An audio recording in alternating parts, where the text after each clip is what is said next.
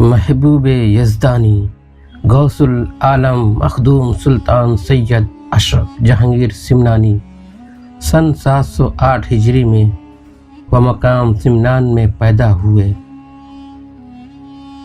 سمنان ایران کا قدیمی تاریخی شہر ہے۔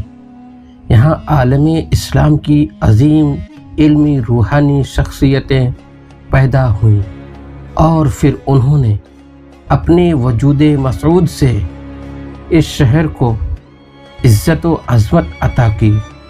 ان شخصیتوں میں ابو السلاطین سید ابراہیم نور بخشی السمانی، ابو المکارم حضرت شیخ علاء الدولہ سمنانی، حضرت شیخ ابو الحسن سکاک سمنانی، شیخ ابو البرکات نقی الدین علی دوست سمنانی، سلطان الاولیاء حضرت سید اشرف جہانگیر سمنانی نور بخشی السمانی، حضرت شیخ اسماعیل سمنانی اور سلطان عارف محمد کے اسماء قابل ذکر ہیں۔ یہ وہ نقوط قدسیہ ہیں جن کی وجہ سے سمنان کو شہرت و عظمت حاصل ہوئی۔ اہل سمنان کے مطابق اس شہر کا نام سیم لام تھا اور اس کی بنیاد 2 پیغمبروں سیم النبی علیہ السلام اور لام النبی علیہ السلام نے رکھی تھی۔ یہ دونوں حضرت نوح علیہ السلام کے خاندان سے تھے۔ یہ دونوں پیغمبر سمنان میں کوہ پیغمبران میں مدفون ہیں اور انہی دونوں پیغمبروں کے نام پر اس شہر کا نام سیم لام ہوا، جو مرور ایام کے ساتھ کثرت استعمال سے سمنان ہو گیا۔ آپ کے والد ماجد کا نام مبارک سلطان سید ابراہیم سمنانی نور بخشی السمانی قدس سرہ ہے، جن کا شجر نسب سید الشہداء سیدنا امام حسین رضی اللہ تعالی عنہ کے ذریعے سے حضرت مولا علی مشکل کشا کرم اللہ وجہ الکریم سے ملتا ہے۔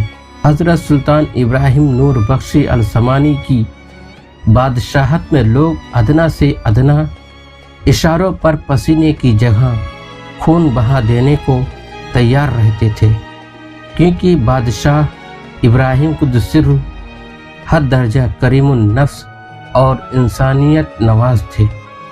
ان کا تقوی اور اخلاص بالعمل کا جذبہ شہر سمنان میں ضرب مثل تھا۔ سلطان زبردست عالم فاضل متقی پرہیزگار اور علم دوست بھی تھے۔ آپ کے شگوفے علمی کا یہ حال تھا کہ امور سلطنت کے انہماک کے باوجود درس و تدریس کا سلسلہ بھی جاری رکھتے تھے۔ سلطان سید اشرف جہانگیر سمنانی علیہ رحمہ کی والدہ محترمہ کا نام سیدہ خدیجہ بیگم، جو سلطان العارفین حضرت خواجہ احمد یسوی قدس سرہ کی بیٹی تھیں۔ بیگم صاحبہ نہایت عابدہ صالحہ تھیں، اور کیوں نہ ہوتی کہ وہ نسل خاندان سعادت سلطان العارفین سے تھیں۔ قرأت قرآن کریم، ادائے نوافل اور وظائف میں شب و روز بسر کرتیں، اکثر شب بیداری کرتیں اور دن کو روزہ رکھتیں۔ مدت العمر میں کبھی آپ کی نماز تہجد قضا نہیں ہوتی، بس اتنی دیر کے لیے نیند آتی ہے جتنی دیر کے لیے کوئی پرندہ پیاس بجھانے کے لیے پانی میں سر ڈالتا ہے اور اپنا سر باہر نکالتا ہے۔ جب آپ 4 سال 4 ماہ اور 4 دن کے ہوئے تو خاندانی روایت کے مطابق آپ کی تعلیم کا آغاز کیا گیا۔ اس روز دربار شاہی میں جلسہ شادی و سادمانی منعقد ہوا۔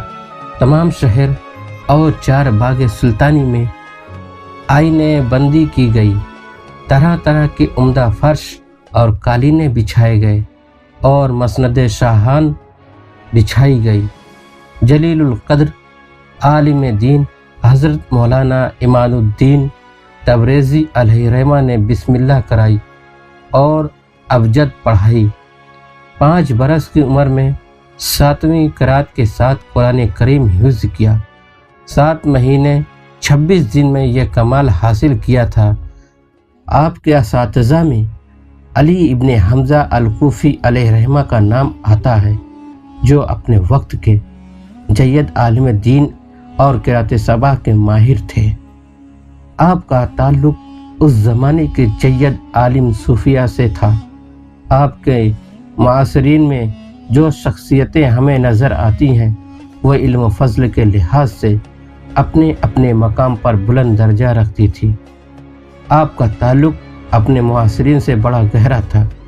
وہ سب علمی روحانی عظمتیں رکھنے کے باوجود آپ کا بے حد ادب و احترام کرتے تھے۔